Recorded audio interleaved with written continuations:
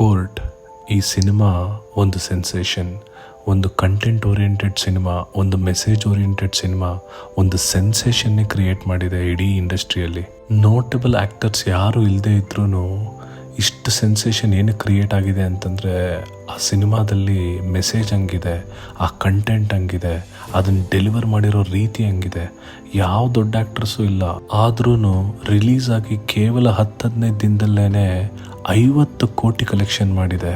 ಒಂದು content oriented cinema 50 ಕೋಟಿ mark reach ಆಗುತ್ತೆ ಅಂತಂದರೆ ಅದಿನ್ನು ಎಷ್ಟು ಸ್ಟ್ರಾಂಗ್ ಕಂಟೆಂಟ್ ಇರ್ಬೋದು ನೀವೇ ಊಹಿಸ್ಕೊಳ್ಳಿ. POCSO, protection of children from sexual offences act, ಈ ಆ್ಯಕ್ಟ್ನ ಬೇಸ್ ಮಾಡಿಕೊಂಡು ಕತೆ ಮಾಡ್ಕೊಂಡಿದ್ದಾರೆ. ಆ ಕಥೆನ ಒಂದು ಅದ್ಭುತವಾದ ಸಿನಿಮಾ ರೂಪಕ್ಕೆ ತಂದಿದ್ದಾರೆ. ಈ ಸಿನಿಮಾ ಯಾವ ಭಾಷೆಯಲ್ಲಿ ಬಂದಿದೆ ಅನ್ನೋದು ಮ್ಯಾಟ್ರೇ ಆಗಲ್ಲ, ಯಾಕೆಂದರೆ ಇದರಲ್ಲಿರೋ subject, message, content universally appeal ಆಗುವಂಥದ್ದು. ಎಲ್ಲ ತಂದೆ ತಾಯಂದರು ಈ ಸಿನಿಮಾ ನೋಡಲೇಬೇಕು. ಅದರಲ್ಲೂ ಅವ್ರವ್ರ ಮಕ್ಕಳನ್ನ ಕರ್ಕೊಂಡೋಗಿ ಸಿನಿಮಾ ಥಿಯೇಟ್ರಲ್ಲೇ ಈ ಸಿನಿಮಾ ನೋಡಬೇಕು. ನಾಳೆ ಈ ಸಿನಿಮಾ ನೆಟ್ಫ್ಲಿಕ್ಸಲ್ಲಿ ಮಲ್ಟಿಪಲ್ ಲ್ಯಾಂಗ್ವೇಜಸಲ್ಲಿ ಸಿಗ್ಬೋದು ನೋಡೋದಕ್ಕೆ, ಟಿ ವಿಲಿ ಕೂತ್ಕೊಂಡು ನೋಡ್ಬೋದು. ಬಟ್ ಆದರೆ ಯಾರಿಗೆ ಆ ಮೆಸೇಜು ಇವತ್ತಿನ ದಿನನೇ ಇಂಪಾರ್ಟೆಂಟ್ ಆಗಿರುತ್ತೋ ಗೊತ್ತಾಗಲ್ಲ. ಸೊ ಅದಕ್ಕೋಸ್ಕರ ಆ ಸಿನಿಮಾನ ಇವತ್ತೇ ನೋಡಬೇಕು. ಈಗ ಥಿಯೇಟ್ರಲ್ಲಿದೆ, ಖಂಡಿತ ಈಗಲೇ ನೋಡಬೇಕು. ಈ ಸಿನಿಮಾ ಪರ್ಟಿಕ್ಯುಲರ್ಲಿ ಟೀನೇಜಲ್ಲಿರೋ ಮಕ್ಕಳಿಗೆ, ಕಾಲೇಜಲ್ಲಿ ಓದ್ತಾ ಇರೋ ಮಕ್ಕಳಿಗೆ ತುಂಬ ಅಪೀಲ್ ಆಗುತ್ತೆ.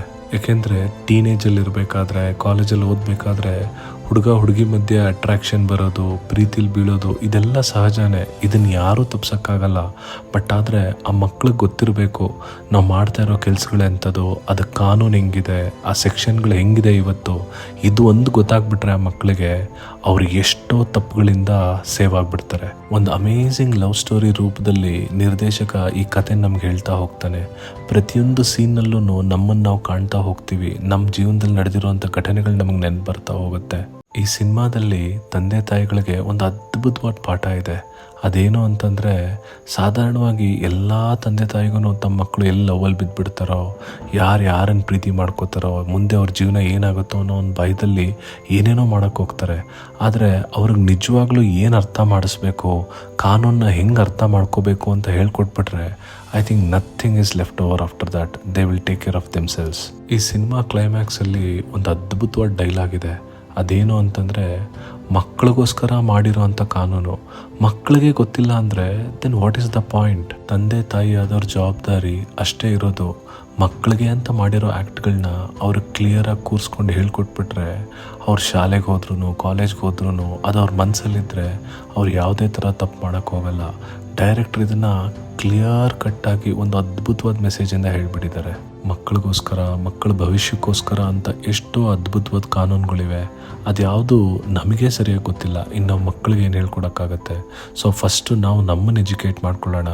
ಅದಾದಮೇಲೆ ಮಕ್ಕಳಿಗೆ ಅವ್ರಿಗೆ ಅರ್ಥ ಆಗುವಂಥ ಭಾಷೆಯಲ್ಲಿ ಕ್ಲಿಯರಾಗಿ ಆ ಕಾನೂನುಗಳನ್ನ ತಿಳಿಸ್ಕೊಡೋಣ. ನನಗೆ ಯಾವಾಗಲೂ ಅನಿಸುತ್ತೆ, cinema is a very powerful medium because it can give a clear and amazing message for many people at once.